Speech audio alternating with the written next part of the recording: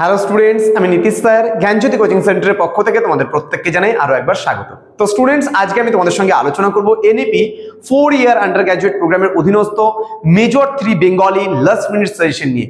তো স্টুডেন্টস, তোমরা জানো যে ডালিয়া ম্যাডামের একটু শারীরিক অসুস্থতার কারণে আমরা তোমাদের বাংলা ক্লাসগুলো কন্টিনিউ করছি আমি আর মীরা ম্যাম মিলে। তো ডালিয়া ম্যামেরই কাজ করা যে অবশিষ্ট অংশটুকু ছিল সেই অংশটুকু আমরা এবার কন্টিনিউ করছি। নেক্সট সেমিস্টার থেকে আবার তোমরা ডালিয়া ম্যামের ভিডিও কিন্তু অবশ্যই পাবে।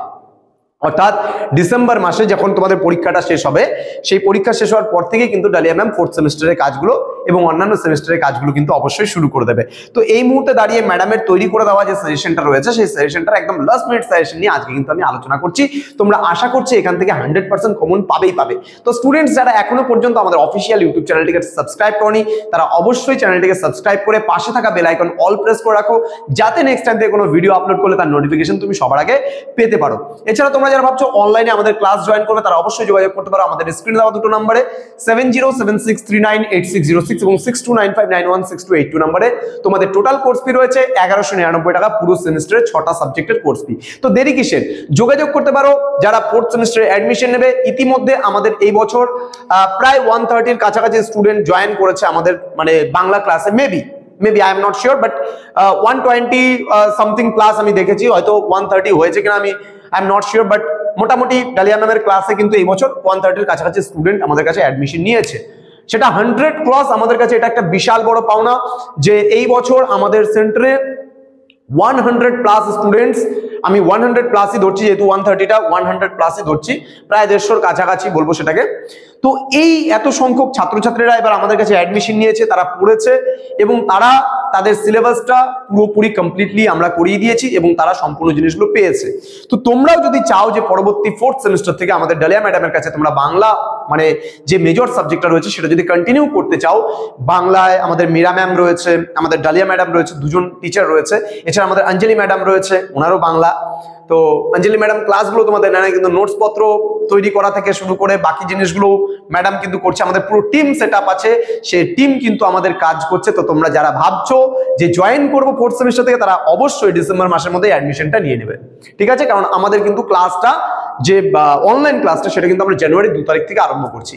আবারও বলছি, জানুয়ারি 2 তারিখ থেকে আমরা আরম্ভ করছি। 2nd জানুয়ারি 2 তারিখ থেকে আমরা শুরু করছি পরবর্তী সেমিস্টার। কিন্তু ডিসেম্বর মাস থেকেই শুরু হয়ে যাচ্ছে আমাদের অনলাইনের সমস্ত কিছু, অ্যাডমিশন থেকে শুরু করে ইচ এন্ড এভরিথিং। জানুয়ারির 2 তারিখ থেকে আমরা আবার শুরু করছি পরবর্তী সেমিস্টার। তো তোমরা যারা ভাবছো আমাদের সেন্টারে জয়েন করবে, জয়েন করতে পারো। চলো শুরু করছি। তোমাদের যে মেজর 3 বাংলা যে পেপারটা রয়েছে, সেখান থেকে তোমাদের 100% কমন যে প্রশ্নগুলো রয়েছে, মাত্র লাস্ট মিনিট সেশনে 12টা প্রশ্ন। সেই 12টা প্রশ্নের মধ্যে আমি কাট করে দেবো কোন কোন প্রশ্নগুলো একটু দেখে নাও। প্রথম প্রশ্ন, বাংলা শব্দার্থ পরিবর্তনের কারণগুলি সম্পর্কে বিস্তারিত আলোচনা করো। খুব গুরুত্বপূর্ণ প্রশ্ন। বাংলা শব্দার্থ পরিবর্তনের ধারাগুলির পরিচয় দাও। নেক্সট হচ্ছে ধ্বনি পরিবর্তনের কারণগুলি সম্পর্কে আলোচনা করে। এই 3টে প্রশ্নের মধ্যে একটা প্রশ্ন একেবারে 100% কমন আসবেই আসবে। আমি আবার বলছি, বাংলা শব্দার্থ পরিবর্তনের কারণগুলি আলোচনা করো। নেক্সট, বাংলা শব্দার্থ পরিবর্তনের ধারাগুলির পরিচয় দাও। নেক্সট প্রশ্ন, ধ্বনি পরিবর্তনের কারণগুলি সম্পর্কে আলোচনা করো। এই 3টে প্রশ্নের মধ্যে একটা প্রশ্ন একেবারে 100% কমন তোমাদের আসবেই আসবে, লিখে নাও। নেক্সট প্রশ্ন 4 নম্বর প্রশ্ন, উপভাষা কাকে বলে? উপভাষার কয় প্রকার ও কি কি? উপভাষাগুলি কোন কোন অঞ্চলে প্রচলিত? প্রত্যেকটা উপভাষার তোমরা ধ্বনিতাত্ত্বিক এবং রূপতাত্ত্বিক বৈশিষ্ট্য, এটা 12 নম্বরের জন্য পড়ে রাখবে, তাহলে কিন্তু তোমরা কমন পাবে। এবার এখান থেকে বাই চান্স যদি এই প্রশ্নটা না আসে, তাহলে কিরকম ধরনের প্রশ্ন আসতে পারে? রাঢ়ী উপভাষা ও বঙ্গালী উপভাষার ধ্বনিতাত্ত্বিক ও রূপতাত্ত্বিক বৈশিষ্ট্য কোন কোন অঞ্চলে প্রচলিত? তাহলে তোমাদের একটা প্রশ্ন আমি বলে দিলাম, যেটা উপভাষার সংজ্ঞা পড়ে নেবা, উপভাষাগুলো কোন কোন অঞ্চলে প্রচলিত পড়ে নেবা, কয় প্রকার ও কি কি পড়ে নেবা, যেমন রাঢ়ী, বঙ্গালী, ঝাড়খণ্ডী, বরেন্দ্রী, কামরূপী, 5 ধরনের উপভাষা রয়েছে, কোন কোন অঞ্চলে প্রচলিত সেগুলো একটু পড়তে হবে। এবং প্রত্যেকটা উপভাষার বৈশিষ্ট্য যদি বলতে পারে যে রাঢ়ী উপভাষার বৈশিষ্ট্যগুলি সম্পর্কে আলোচনা করো, তাহলে এই উপভাষার বৈশিষ্ট্যগুলিকে আমরা 2 ভাগে ভাগ করতে পারি, একটা ধ্বনিতাত্ত্বিক বৈশিষ্ট্য, একটা রূপতাত্ত্বিক বৈশিষ্ট্য। এই দুটো পার্ট করে পড়ে নেবা। এবার যেটাই পরীক্ষায় আসুক না কেন তোমরা লিখতে পারবে। এবার পরীক্ষায় কি করে, অনেক সময় উপভাষা থেকে কোশ্চেন একটা ঘুরিয়ে করে, বড় প্রশ্ন কি কেমন করে, যে তোমার এলাকায় প্রচলিত বা তোমার এলাকায় কোন উপভাষা প্রচলিত, সেই উপভাষা আর কোন কোন অঞ্চলে প্রচলিত, সেই অঞ্চলের বলতে পারে সেই উপভাষা দুটি ধ্বনিতাত্ত্বিক ও রূপতাত্ত্বিক বৈশিষ্ট্যগুলি আলোচনা করো। তাহলে যদি তোমার এলাকায় বলে, তাহলে আমাদের এই দিকটায় বিশেষ করে কামরূপী উপভাষাটা প্রচলিত, জলপাইগুড়ি বলো, কোচবিহার বলো, দার্জিলিং ডিস্ট্রিক্টে বলো, তাহলে এই সমস্ত জায়গায় কিন্তু কামরূপী ভাষাটা প্রচলিত। তো এই কামরূপী ভাষা ধ্বনিতাত্ত্বিক ও রূপতাত্ত্বিক বৈশিষ্ট্যগুলো লিখতে হবে, কোথায় কোথায় প্রচলিত এগুলো লিখতে হবে। তো একটা প্রশ্ন পড়ে নিলেই কিন্তু তোমাদের পুরো প্রশ্নটা যে কোনো প্রশ্নই আসুক না কেন উপভাষা থেকে কভার আপ হয়ে যাবে। ওকে, নেক্সট বলেছি 5 নম্বর প্রশ্ন যেটা আছে, প্রাচীন বাংলা ভাষার কালপর্ব নির্ণয় করো, বৈশিষ্ট্যগুলি আলোচনা করো। দেখো এখানে 3টা ভাষা তোমরা পড়ে নাও ভালো করে, প্রাচীন বাংলা, মধ্য বাংলা, আধুনিক বাংলা। এই 3টে প্রশ্নের মধ্যে একটা প্রশ্ন আসবে, প্রাচীন বাংলা, মধ্য বাংলা এবং আধুনিক বাংলা। প্রত্যেকটার বৈশিষ্ট্যগুলো কিন্তু অবশ্যই ভালো করে পড়বে এবং সময়সীমাটা কিন্তু পড়তে একেবারেই ভুলবে না। ঠিক আছে, মনে করো প্রাচীন বাংলা কোন সময়ে প্রচলিত, মধ্য বাংলা কোন সময়ে প্রচলিত, আধুনিক বাংলা কোন সময়ে প্রচলিত, এগুলো কিন্তু কখনোই পড়তে ভুলবে না। বোঝা গেল? নেক্সট আমি চলে আসবো যেই প্রশ্নটা, সেটা হচ্ছে এটা আমি তো বলে দিলাম মধ্য বাংলা, প্রাচীন বাংলা, আধুনিক বাংলা, 3টা হয়ে গেল। এবার 8 নম্বর যেটা প্রশ্ন আছে, বাংলা ভাষার উদ্ভব এবং ক্রমবিকাশের একটি চিত্র অঙ্কন করো, অথবা দিয়ে বলতে পারে বাংলা ভাষার যুগ বিভাজন উল্লেখ করে তার বিবর্তনের রূপরেখা চিহ্নিত করো। এই প্রশ্নটাও কিন্তু গুরুত্বপূর্ণ প্রশ্ন। পরবর্তী, ইন্দো ইউরোপীয় থেকে আমি মাত্র 2টো প্রশ্ন দিয়েছি। ইন্দো ইউরোপীয় ভাষা গোষ্ঠীর থেকে বাংলা ভাষার উৎপত্তির ইতিহাস লিপিবদ্ধ করো। Very very very very important. আরেকটা প্রশ্ন আছে, ইন্দো ইউরোপীয় ভাষা বংশের কয়টি শাখা ও কি কি, সেগুলির পরিচয় দাও। এই দুটো ইন্দো ইউরোপীয় ভাষার মধ্যে আমি বলছি একটা 12 নম্বরে আসবেই। বাই চান্স যদি না আসে তাহলে 6-এ তো আসবেই আসবে, কোনো ভুল নেই। বোঝা গেল কথাটা কি বললাম? 12তে তো আসার সম্ভাবনা প্রবল রয়েছে, বাই চান্স যদি 12তে না আসে তাহলে 6-এ আসবেই 200। যদি ওখানে 100-এ না হয় তাহলে এখানে 200 দিচ্ছি। ওকে, নেক্সট আর 2টো প্রশ্ন মাত্র, আর 2টো প্রশ্ন দিলে তোমাদের 12 আর পড়তে হবে না। রূপমূল কাকে বলে, উদাহরণস্বরূপ স্বাধীন ও পরাধীন রূপমূলের পরিচয় দাও। এটা একটা গুরুত্বপূর্ণ প্রশ্ন। সহরূপমূল বলতে কি বোঝো, রূপমূলের শ্রেণীবিভাগ সম্পর্কে আলোচনা করো। এই কয়েকটা প্রশ্ন তোমরা গুণাগুন্তি পড়বে কিন্তু কত নম্বরে বললাম? 12 নম্বরে। এবার আমি 6 নম্বরের কিছু প্রশ্ন বলে দেবো, সেগুলো একটু নোট ডাউন করবে প্লিজ।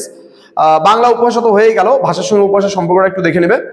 আচ্ছা, প্রথম প্রশ্ন, ভাষা উপভাষার সম্পর্ক বলেছি, সাধু ও চলিত ভাষার সম্পর্ক পড়ে নেবে। নেক্সট, এখান থেকে গুরুত্বপূর্ণ, কারণ আমি যে ভাষা উপভাষা থেকে প্রশ্নটা বলতাম ওটা তো তোমরা বড়তে পড়েই নিচ্ছ, সুতরাং আর মিডিয়ামে পড়ার প্রয়োজন নেই। প্রথম প্রশ্ন, স্বরধ্বনি কাকে বলে, বাংলা ভাষায় স্বরধ্বনির সামগ্রিক পরিচয় দাও। নেক্সট, উচ্চারণ স্থান ও উচ্চারণের প্রকৃতি অনুযায়ী বাংলা ভাষার উচ্চারিত স্বরধ্বনিগুলির পরিচয় দাও। নেক্সট, ব্যঞ্জন ধ্বনি কাকে বলে, ব্যঞ্জন ধ্বনিগুলির মানে উচ্চারণ স্থান অনুযায়ী শ্রেণী বিভাগ করো। নেক্সট, স্বরধ্বনি কাকে বলে, বাংলা ভাষায় মৌলিক স্বরধ্বনি কয়টি ও কি কি, উচ্চারণ স্থান ও উচ্চারণের প্রকৃতি অনুযায়ী মৌলিক স্বরধ্বনিগুলির শ্রেণীবিভাগ করো বা পরিচয় দাও। পরবর্তী প্রশ্ন, মৌলিক স্বরধ্বনি কাকে বলে, বাংলা ভাষায় মৌলিক স্বরধ্বনিগুলি উল্লেখ করো, জিহ্বার অবস্থান অনুযায়ী মৌলিক স্বরধ্বনিগুলির শ্রেণীবিভাগ করো। পরবর্তী প্রশ্ন, স্বরসঙ্গতি কাকে বলে, স্বরসঙ্গতি কয় প্রকার ও কি কি, উদাহরণ দাও। নেক্সট, সমীভবন কাকে বলে, সমীভবন কয় প্রকার ও কি কি, বিস্তারিত আলোচনা করো। নেক্সট, স্বরলোপ বা সম্প্রকর্ষ কি, তার শ্রেণীবিভাগ করো। পরবর্তী প্রশ্ন, পৃথিবীর বৃহত্তম ভাষা বংশের নাম কি, তার পরিচয় দাও। নেক্সট, গোত্র ও বংশানুযায়ী ইন্দো ইউরোপীয় ভাষা বংশের বিভাজন করো। নেক্সট, ইন্দো ইউরোপীয় ভাষাগোষ্ঠী বিভিন্ন শাখার নাম এবং বিস্তারিত বিবরণ দাও। এটা তো অলরেডি আমাদের হয়েই গেছে বড়তে, ইন্দো ইউরোপীয় থেকে 2টো প্রশ্নই বড়তে হয়ে গেছে। নেক্সট, টিকা লেখো, কেন্তম এবং শতম। দেন বাংলা ভাষার উৎপত্তি ইতিহাস, এটাও বড়তে হয়ে গেছে। রূপিম কাকে বলে, রূপিমের বৈশিষ্ট্য, অক্ষর বা দলের সাথে রূপিমের পার্থক্যটা কি, তা আলোচনা করো। এই কয়েকটা প্রশ্ন 6-এর পড়লে হয়ে যাবে। এবার 2 আর 3-এর জন্য তোমাদের কিছু প্রশ্ন আসে। 2 আর 3-এর জন্য তোমরা লোক নিরুক্তি পড়বে, তোমরা সাদৃশ্য পড়বে, তোমরা মুন্ডমাল পড়বে, তোমরা অপিনিহিতি পড়বে, দ্বিস্বর পড়বে, অভিশ্রুতি কাকে বলে উদাহরণ পড়বে, স্বরভক্তি, বিপ্রকর্ষ বা মধ্য স্বরাগমটা পড়বে, স্বরাগম কি উদাহরণ, অপভাষা পড়বে, জোর কলম শব্দ এবং নাসিক কি ভবনটা পড়বে, মিশ্র ভাষাটা পড়বে, শ্রুতির ধ্বনিটা পড়বে, বর্ণ বিপর্যয় কাকে বলে পড়বে, ইতালীয় শাখার প্রধান ভাষা কোনটি, পৃথিবীর বৃহত্তম ভাষা বংশ কোনটি, সারা বিশ্বে ভাষা কতগুলি রয়েছে ও কি কি পড়বে, একই বংশগত ভাষাগুলিকে কি বলে, ঠিক আছে, সমগোত্র যে ভাষা যেগুলো আছে অবশ্যই ভালো করে পড়বে। এবং হোমারের লেখা মহাকাব্য দুটি ইলিয়াড ও ওডিসি কোন ভাষায় রচিত। পরবর্তী, আধুনিক হিব্রু কোন দেশের সরকারি ভাষা, অনন্যয়ী এবং অসমন্বয়ী শ্রেণীর ভাষা সম্পর্কে লেখো। নেক্সট বলছে, ইন্দো ইউরোপীয় ভাষাগোষ্ঠীর শাখাগুলির নাম লেখো। মুক্ত রূপমূল ও বদ্ধ রূপমূল কাকে বলে, জটিল রূপমূল কাকে বলে, রূপতত্ত্ব কাকে বলে? এই যে কয়েকটা আমি প্রশ্ন বলে দিলাম, এই প্রশ্নগুলো ভালো করে পড়লেই তোমাদের হয়ে যাবে এবং মেজর 3 বাংলায় তোমরা একেবারে 100% কমন পাবে। তো স্টুডেন্টস, তোমাদের সঙ্গে দেখা হচ্ছে খুব তাড়াতাড়ি আরো একটা নতুন ভিডিও নিয়ে। তোমরা প্রত্যেকে ভালো থেকো, সুস্থ থেকো। Thank you so much, thanks for watching. After all, thank you.